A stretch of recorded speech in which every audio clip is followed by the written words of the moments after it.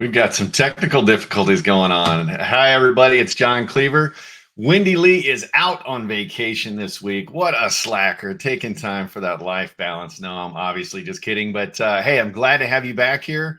And we have another live money moves for you. And we've got some good stuff to talk about today. I'm going to be a little vulnerable with you guys, but I want to share some things that I think are important. So today we're going to talk about if you've gone through a divorce or are going through a divorce, the first 5 things that you need to think of and to do. So we're going to get started in just a few seconds. So do me a favor, sit down, grab a pen and paper, share this with some friends. If you're listening on the podcast, obviously keep driving and focus on the road, but listen along and we'll get started here in just a few seconds.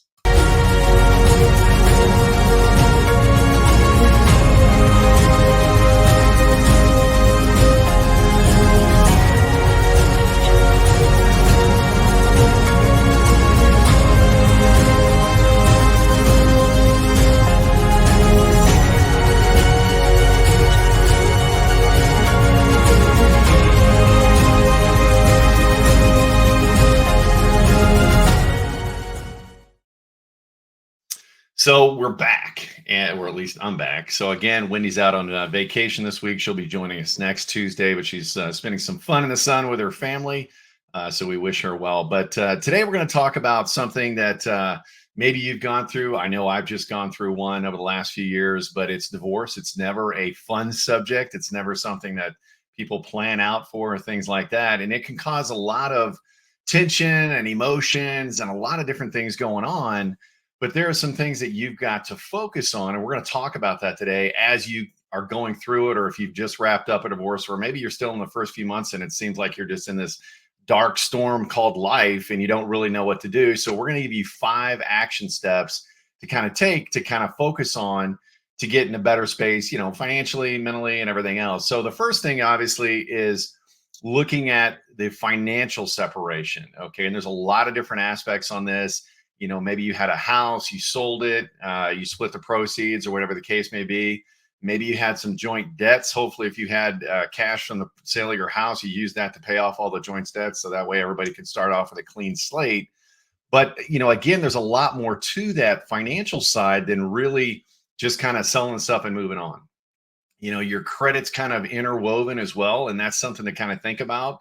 How do you get rid of that stuff? Even though the credit cards are paid off, it may be a situation where they're still on the account. So you want to check each of your credit cards, and even that card that you may think is yours, maybe your spouse or ex-spouse used that at one point in time, and then they became an approved signer, an approved user on that account. So you want to make sure you remove them. And if you can't remove them and you make the decision to close your account, you want to make sure you're keeping track of your credit card score. Right? Use Credit Karma, or I use Capital One's. I forget the name of the app, but I love it. Something to keep track of your score, because if you close accounts, that's obviously going to impact your credit score negatively. So be aware of that, because you may want to buy a house or a car in the next hot little minute, or get approved for an apartment or something like that. So that's all kind of playing together. But you want to make sure all that's happening. The other big thing I see that people overlook are the beneficiaries. Beneficiaries on any life insurance, any 401ks that may be around, or anything, any kind of money accounts or things like that. You want to make sure that you go ahead and change them to your children, the trust, or whatever you want to do. If you have no children, your parents or siblings or whatever the case may be, but you want to make sure that you're changing that stuff, because I have heard stories where somebody got a divorce. They had $250,000 in life insurance. This is a true story. Not one of my clients, but an attorney that I work with. They shared the story, and the gentleman forgot to change his beneficiary. And 20 years later, after he had already remarried, he passed away, and his current wife didn't get any of the proceeds because he forgot to change his beneficiary. That's a worst case scenario, but that just stresses why it's so important. Also, any vehicles or jointly owned property, make sure you discuss all that and get that off of your name or into your name only, or whatever the case may be. But that's really, kind of the high level on the financial side. And the number one step you need to take is get a spending plan in place. We've partnered with moneypatrol.com. We don't get any money or anything like that. We're not an affiliate. They're just a great company, a great service, and I believe in what they're doing. Go to moneypatrol.com. They've got a free software you can use. If you want to upgrade, it's very inexpensive to upgrade that as well. But again, it's one of those things that you need to get your budget in place because things change. Your finances have changed. Your income level has probably changed significantly. And so you need to be able to account for every penny. And you still want to make sure you're putting money away for growing your financial future. So make sure you get with a financial planner to walk you through that. If you need help, reach out to us or find somebody locally, whatever you want to do, right? But talk to somebody about your finances going forward. And it all starts with that spending plan or that budget. So that's the first item, financial separation. Number two is updating the legal documents. Well, what do you mean by that? Well, the first thing is really looking at the will, right? Maybe you have a will, and I've done a video on the 4 documents every family needs or every individual needs. If you have kids, you have assets, or whatever the case may be. Number 1 is that last will and testament, right?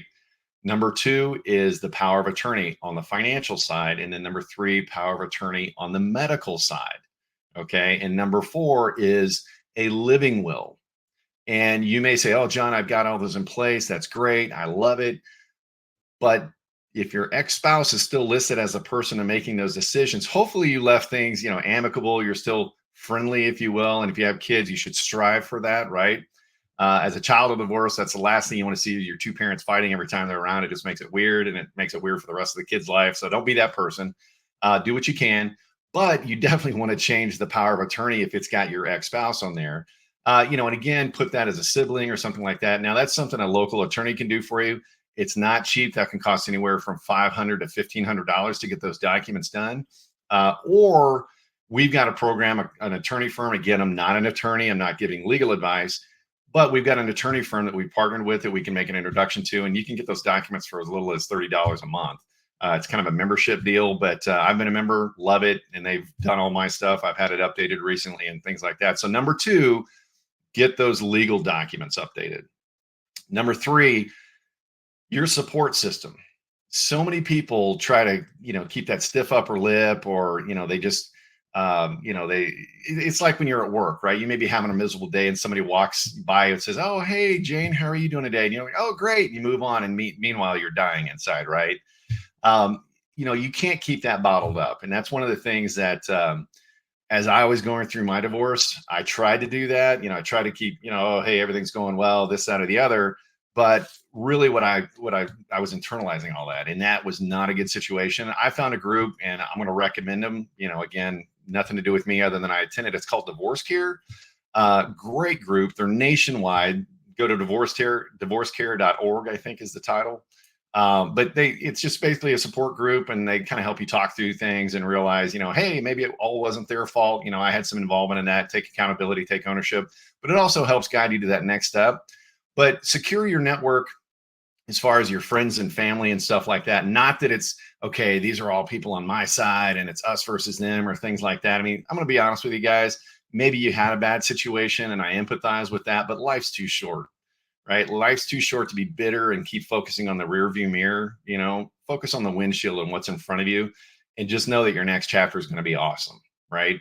But you've got to have that support group, and it's great to have people that are kind of non-biased, and that are kind of going through the same thing. That's where, that's why I found that Divorce Care group and loved it, got a lot out of it, highly recommend it. But there's a lot of different groups out there.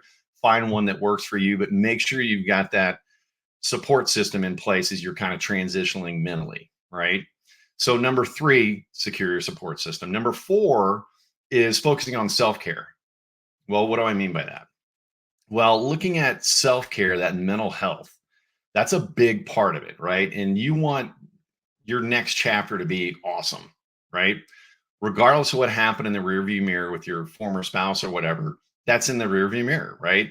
And you want to make sure that you're not just kind of closing the windows, moping and things like that. And it's easy to do because, again, I was surprised how emotional all of this process was. I mean, don't get me wrong. I mean, it was, I understand that and I get that besides the obvious, but I was really surprised that, wow, this is like some deep stuff that you're going through.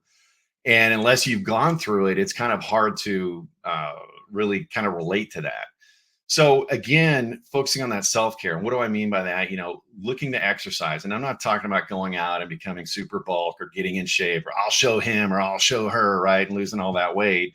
Do it for your mental health. Again, focus not on getting back at somebody, but on you going forward. This is who I want to be going forward. This is what I want to look like going forward. Getting in shape, losing a few pounds, right? Meditating, right? Getting plugged into your church, things like that. Again, focusing on the exercise, the prayers, the hobbies, getting out and enjoying your life, not just focusing on work, not just focusing on money, not focusing on getting back, but focusing on the new you going forward, right? And that's really going to focus on your mental game and really help that mental game kind of elevate. Again, I'm just speaking from personal experience, but I know it did a lot for me and really kind of lightened the mood, as far as my mental mood overall. I'll be honest, I'm excited about the next chapter. And then lastly is set new goals. You've had a major upheaval in your life, right? A lot of things, changed during that. And like I said, and you may have kids involved or things like that. And like, what's going to happen with them? And the thing, I would recommend, and this is kind of what I focus on, is focus on what you want the next 3 months to look like. And it may be simple stuff. Don't go big drama things, maybe lose 3 pounds, right?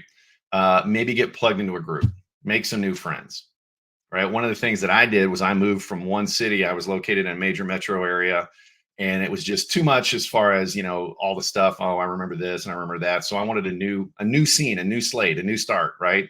So I moved to a different city. Well, that's great, but I didn't know anybody. I mean, I had a few people that I knew, lightly through business contacts and stuff like that. But how do you get plugged in? Well, that's where, find a new church, right? That took a while. I just found one after 7 months, meeting some people there, getting plugged in.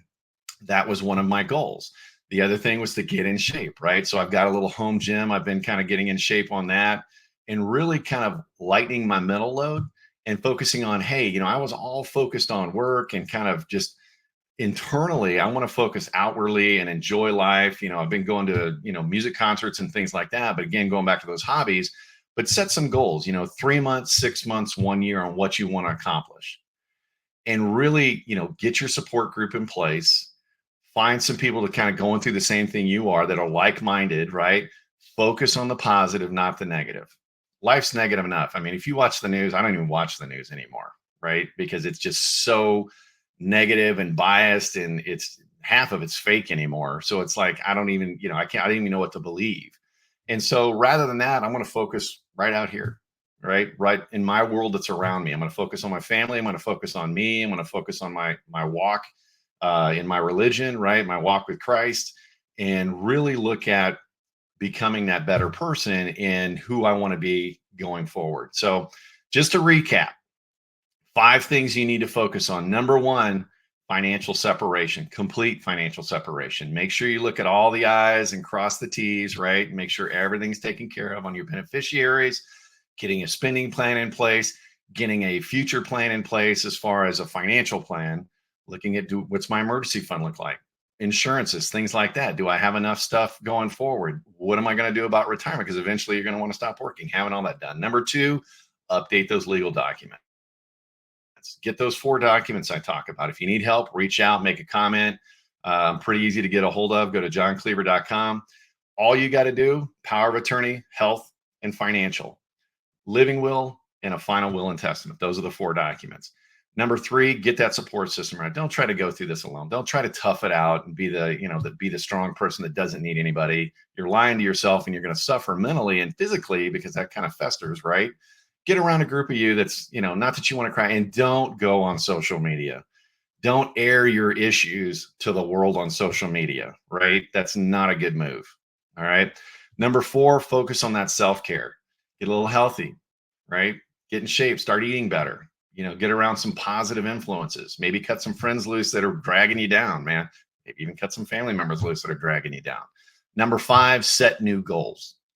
What do you want to have happen in your life to get you excited again, right? What's going to happen over the next 3 months, 6 months, a year, 5 years? Because I'm going to tell you right now, as dark as it is right now, maybe for you, maybe not. Maybe you're like, oh my God, this is so great, right? That's awesome. Take time, get to know yourself, get your house in order, and then start moving forward. Because I guarantee you, life is too short and the best days are still in front of you. Yet, don't ever forget that. So, hopefully, this has helped. And if you like what we're doing, give us a little love, give us a little like, share this video. We're here every week, and Wendy will be back next week. Again, she's out on vacation with her family. So, we wish her well. Hope she's having a good time. And we'll see you next week on another Money Moves. Bye, everybody.